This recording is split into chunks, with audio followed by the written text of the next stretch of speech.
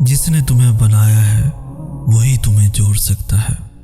اس کی محبت پہ شک نہ کرنا، وہ آزمائش میں اکیلا کیسے چھوڑ سکتا ہے۔ اس کے فیصلوں پہ یقین رکھو، وہ تمہارا غلط کیسے سوچ سکتا ہے۔ اس کو تو تمہارا ایک آنسو بھی گوارا نہیں، وہ بھلا تمہارا دل کیسے توڑ سکتا ہے۔ محبت تو اس کی صفت ہے، بھلا وہ محبت والوں کو اکیلا کیسے چھوڑ سکتا ہے۔ اس کو تو پسند ہے تمہارا مانگنا، وہ بھلا دعائیں کیسے خالی موڑ سکتا ہے۔ اللہ کی ذات پر کامل یقین رکھنے والے کبھی بھی ذہن میں بہتے وسوسوں کو خود پر حاوی نہیں ہونے دیتے، کیونکہ وہ جانتے ہیں کہ اللہ کے لیے ناممکن کا لفظ بے معنی ہے۔ جب وہ کسی کام کو کرنے کا ارادہ فرما لیتا ہے تو پوری کائنات میں کچھ ایسا نہیں جو راہ میں رکاوٹ بن سکے، یہی اس کی شان ہے۔ جب وہ نوازنے پر آتا ہے تو انسانی عقل حیران رہ جاتی ہے۔ راستے بھلے ہی وہ نہ ہوں جن کا انتخاب تم نے کیا تھا، مگر توکل رکھو، اللہ تمہیں انہی منزلوں تک لے جائے گا جن تک پہنچنے کے لیے تم اتنا تڑپتے ہو۔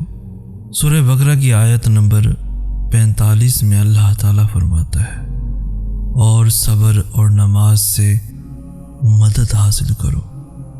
تو دیکھو، جب کوئی ایسی آزمائش آ جائے کہ کوئی راستہ نظر نہ آ رہا ہو، حق پر ہوتے ہوئے بھی مشکلات کا سامنا کرنا پڑے، تو ایسے میں اپنا اللہ پر یقین اور پختہ کر لینا، فوراً اٹھنا، وضو کرنا، خشوع کے ساتھ نماز ادا کرنا اور اللہ سے مدد مانگنا کہ اے اللہ، آپ تو جانتے ہیں سب کچھ چھوڑ کر صرف آپ کے لیے یہاں تک آیا ہوں، اب مجھے ثابت قدم رکھنا، مجھے اپنے نفس کے حوالے نہ کرنا، مجھے شیطان کی وسوسوں سے بچا لینا، میں ماضی کے گناہ میں پھر نہیں پڑنا چاہتا۔ پھر دیکھنا اللہ کیسے تمہاری مدد کرتا ہے، کیونکہ یہ تو صرف تمہارے یقین کی آزمائش تھی۔ تم تو خوش نصیب ہو کہ اس نے تمہیں ہدایت دی اور اپنے راستے کے لیے چنا۔ اللہ تمہاری دعاؤں پہ راضی ہے، تبھی تو وہ تمہارے دل سے اس چیز کا خیال نہیں نکال رہا۔ تمہارے دل کا ایک ہی دعا پہ اٹک جانا قبولیت کا اشارہ ہے۔ جس طرح ٹوٹے دل کی آہ عرش ہلا دیتی ہے نا، اسی طرح ٹوٹے دل کی فریاد بھی سیدھا عرش پر جاتی ہے۔ درد اور تکلیف میں لگائی گئی آواز اللہ کبھی انسنی نہیں کرتا، پھر چاہے زمانہ راہ میں کتنی ہی رکاوٹیں کیوں نہ لگائے۔ اگر اللہ کسی کام کو کرنے کی ٹھان لے تو وہ پورا ہو کر ہی رہتا ہے۔ یاد رکھو، سارے معجزے یقین کے ہیں، اور اللہ کے کن پر یقین جتنا پختہ ہوگا اتنی ہی عطائیں تمہاری منتظر ہوں گی۔ یاد رکھو، اللہ کی محبت انسان کو خاک سے خاص بنا دیتی ہے۔ کبھی اپنی رضا کے مطابق تمہارا دل بدل کر، کبھی تمہاری چاہت کی خاطر تمہارا مقدر بدل کر۔ اس صبر کے بعد اللہ تمہیں تمہاری چاہت سے نواز دے گا، اور جو تم نے مانگا ہے اس سے بڑھ کر تمہیں عطا کیا جائے گا۔ آپ کو اپنی ایک برائی ڈیفینڈ کرنے کے لیے اپنے اندر موجود باقی 9 اچھائیوں کا حوالہ دینا پڑ رہا ہے، تو یقین کیجیے وہ 9 اچھائیاں آپ کے اندر موجود ہی نہیں ہیں۔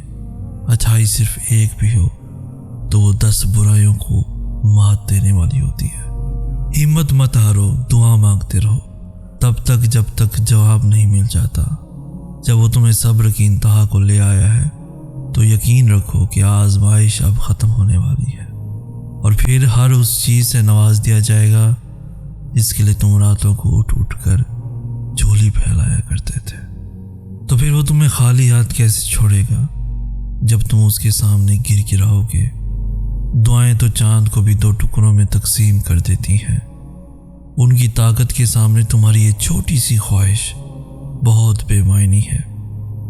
جب تم سجدہ کرتے ہو تو محبت کا حق ادا کرتے ہو، اور جب دعا کے لیے ہاتھ اٹھاتے ہو تو یقین کا حق ادا کرتے ہو، اور محبت کا تو یقین کے بغیر کوئی وجود نہیں۔ جس نماز میں دعا شامل نہ ہو وہ نماز ہمیشہ ادھوری رہتی ہے، تو پھر نمازیں ادھوری رکھ کر خواہشوں کے مکمل ہونے کی طلب کیسی؟ آج جس دل کے ٹوٹنے پر تم غم زدہ ہو، تکلیف میں ہو، کل کو اس کا شکر ادا کرو گے کہ یا اللہ تیرا شکر ہے کہ تو نے اس وقت وہ دروازہ میرے لیے بند کر دیا تھا، مجھے میری برداشت کے مطابق تکلیف دے کر روک لیا تھا۔ تم یاد کرو گے اور کہو گے کہ آج جو کچھ میرے پاس ہے شاید یہ نہ ہوتا۔ جس نے تمہیں بنایا ہے وہی تمہیں جوڑ سکتا ہے، اس کی محبت پہ شک نہ کرنا، وہ آزمائش میں اکیلا کیسے چھوڑ سکتا ہے؟ اس کے فیصلوں پہ یقین رکھو، وہ تمہارا غلط کیسے سوچ سکتا ہے؟ اس کو تو تمہارا ایک آنسو بھی گوارا نہیں، وہ بھلا تمہارا دل کیسے توڑ سکتا ہے؟ محبت تو اس کی صفت ہے، بھلا وہ محبت والوں کو اکیلا کیسے چھوڑ سکتا ہے؟ اس کو تو پسند ہے تمہارا مانگنا، وہ بھلا دعائیں کیسے خالی موڑ سکتا ہے؟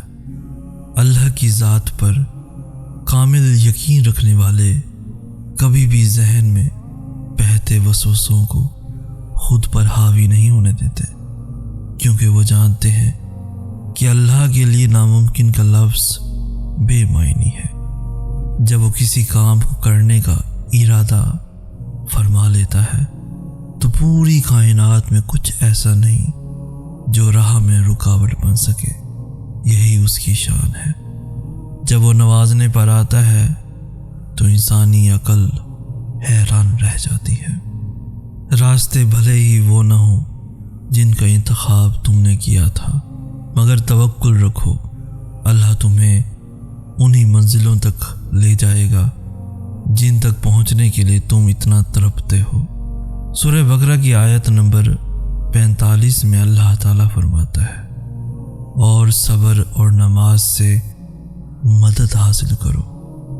تو دیکھو، جب کوئی ایسی آزمائش آ جائے کہ کوئی راستہ نظر نہ آ رہا ہو، حق پر ہوتے ہوئے بھی مشکلات کا سامنا کرنا پڑے، تو ایسے میں اپنا اللہ پر یقین اور پختہ کر لینا، فوراً اٹھنا، وضو کرنا، خشوع کے ساتھ نماز ادا کرنا اور اللہ سے مدد مانگنا کہ اے اللہ، آپ تو جانتے ہیں سب کچھ چھوڑ کر صرف آپ کے لیے یہاں تک آیا ہوں، اب مجھے ثابت قدم رکھنا، مجھے اپنے نفس کے حوالے نہ کرنا، مجھے شیطان کی وسوسوں سے بچا لینا، میں ماضی کے گناہ میں پھر نہیں پڑنا چاہتا۔